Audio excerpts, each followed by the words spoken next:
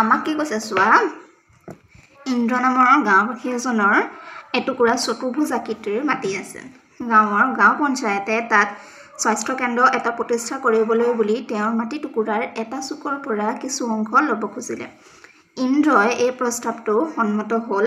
এটা চৰ্তত যে তেওঁৰ মাটি টুকুৰাৰ পৰিৱৰ্তে এক সমান পৰিমাণৰ মাটি এটুকুৰাৰ তেওঁৰ মাটিৰ লগত লগাকৈ দিব লাগিব যাতে গোটেই মাটিখিনি এটা ত্ৰিভুজ আকৃতিৰ হয় এতিয়া ইন্দ্ৰৰ চতুৰ্ভুজ আকৃতিৰ মাটি এটুকুৰা আছিলে ঠিক আছে আৰু গাঁও পঞ্চায়তে তাৰ পৰা এটুকুৰা মাটি বিচাৰিলে হস্পিটেল বনাবৰ কাৰণে আৰু ইন্দ্ৰই চৰ্তটো মানি ল'লে কিন্তু ইন্দ্ৰক কি লাগে যিমান টুকুৰা সি মাটি দিব সিমান টুকুৰাই মাটি তাক চৰকাৰৰ ফালৰ পৰা লাগিব তাৰ মাটিডোখৰ সৈতে লগাকৈ এতিয়া প্ৰথমতে আমি ইন্দ্ৰৰ চতুৰ্ভুজ আকৃতিৰ মাটিটো আঁকি লওঁ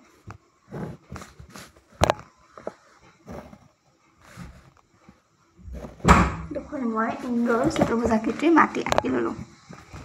ABCD আৰু যিহেতু বাহিৰ ফালে ল'ব মাটি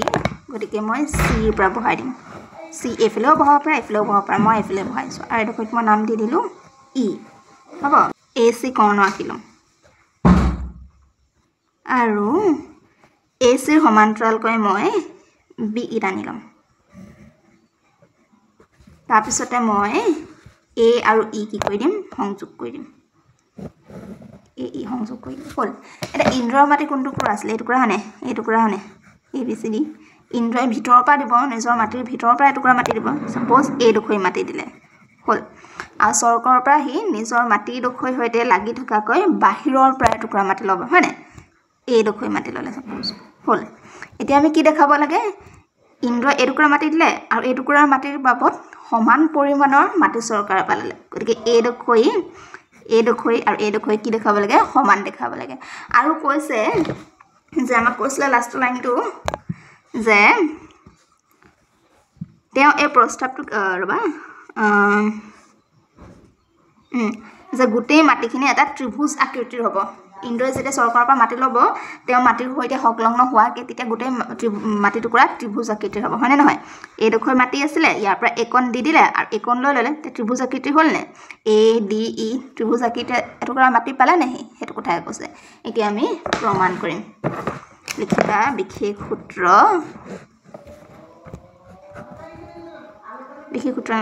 ধৰা হ'ল ABCD এটা চতুৰ্ভুজ লিখিব নালাগে ইয়াত হ'ব এতিয়া লিখিবা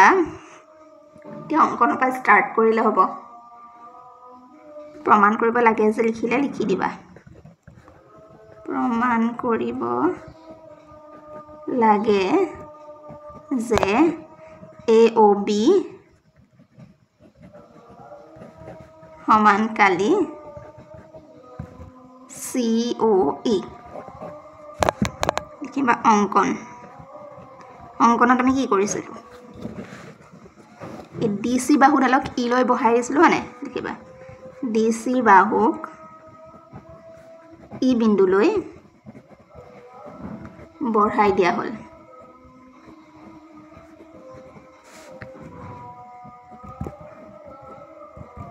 আৰু কি কৰিছিলোঁ আমি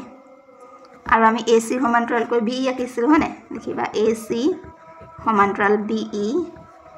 অঁকা হ'ল আৰু AE ডাল সংযোগ কৰিছিলোঁ হয়নে লিখিবা AE যোগ কৰা হ'ল এতিয়া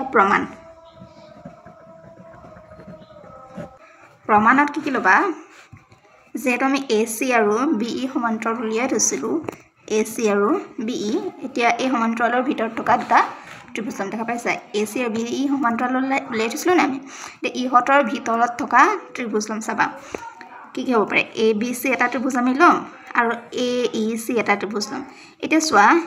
ABC আমাক কি লাগে এইডোখৰ আল্টিমেটলি সমান কৰিব লাগে হয়নে আমি যদি ABC লওঁ আৰু AEC লওঁ এই দুইটা ত্ৰিভুজতে এই পাৰ্টটো কমন হয়নে নহয় তো এই দুইটাৰে কালি সমান উলিয়াই ল'ম প্ৰথমতে ABC আৰু AEC কালি সমান উলিয়াই ল'ম তাৰপিছৰ পৰা এই দুইটা ত্ৰিভুজৰ পৰা এই পাৰ্টটো যদি বিয়োগ কৰি দিওঁ তেতিয়া এইডোখৰ আৰু এইডোখৰ ওলাই যাব চাবা ত্ৰিভুজ ABC আৰু ত্ৰিভুজ AEC ৰ সাধাৰণ ভূমি কি হ'ব AC হয়নে গতিকে যেহেতু এই দুইটা ত্ৰিভুজৰে এডাল কি হয় সাধাৰণ বাহু ABC আৰু AEC এই দুইটা ত্ৰিভুজতে কি আছে AC আছে নে গতিকে AC ডাল ইহঁতৰ সাধাৰণ বাহু আৰু ইহঁত একেজোৰ সমান্তৰাল ৰেখা AC আৰু BE ৰ মাজত অৱস্থিত গতিকে কালি ABC সমান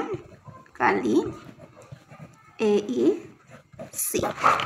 এতিয়া সিম্পলি ABC আৰু AEC এই দুইডোখৰ পৰা AOC বিয়োগ কৰি দিলে এইডোখৰ আৰু এইডোখৰ আমি পাই যাম কালি ABC বিয়োগ কালি AOC সমান কালি AEC বিয়োগ কালি AOC ABC পৰা AOC বিয়োগ কৰিলে এইডোখৰ নাপাম জানো AOB নাপাম জানো লিখি দিবা কালি AOB সমান কালি AEC পৰা AOC বিয়োগ কৰিলে এখানে থাকিব নি COE নাথাকিব নি লিখি দিবা কালি COE হল এইটো আৰু লাষ্টত আমাক কৈছিলে ন যে এই প্ৰস্তাৱটো তেওঁ কিদৰে কাৰ্যকৰী কৰিব পাৰিব বুলি লাষ্টত এটা লাইন লিখি দিবা যে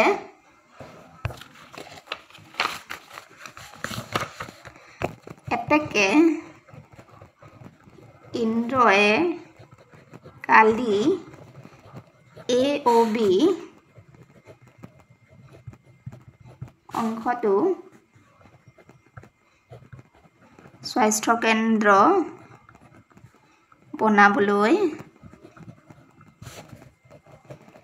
দিয়ে আৰু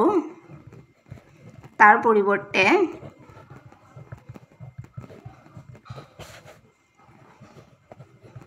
সমান কালি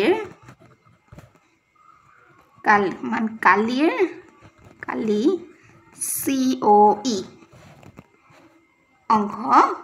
ঘূৰাই লয়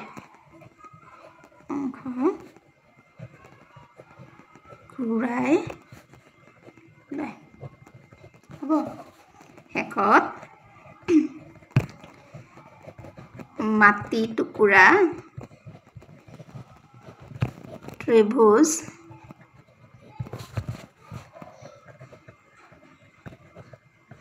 আকৃতি কি হয়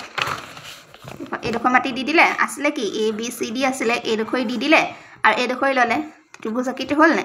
AED হ'ল নে তো লিখি দিয়া বা ADE কিবা এটা লিখিলে হ'ল ADE পৰিণত হ'ব বুজি পালা আছিলে চতুৰ্ভুজ আকৃতিৰ তাৰে ভিতৰৰ পৰা মাটিডোখৰৰ ভিতৰত আছিলে চতুৰ্ভুজ আকৃতিৰ ABCD আৰু চতুৰ্ভুজৰ পৰা এটুকুৰা কি দিলে চৰকাৰক দিলে আৰু সিমান টুকুৰাৰ একেই কালি বাহিৰৰ পৰা ল'লে আৰু বাহিৰৰ পৰা লোৱাৰ পিছত নিজৰ এটুকুৰা এৰি দিলে আৰু বাহিৰৰ পৰা লোৱাৰ পিছত মাটিটুকুৰা কি আকৃতিত পৰিণত হ'ল ত্ৰিভুজ আকৃতিত পৰিণত হ'ল আছিলে চতুৰ্ভুজ আকৃতিৰ চৰকাৰৰ পৰা মাটি লোৱাৰ পিছত ত্ৰিভুজ আকৃতিত পৰিণত হ'ল সেইকাৰণে লাষ্টলৈ লিখিলোঁ যে শেষত মাটিটুকুৰা ত্ৰিভুজ আকৃতিৰ ADE পৰিণত হ'ব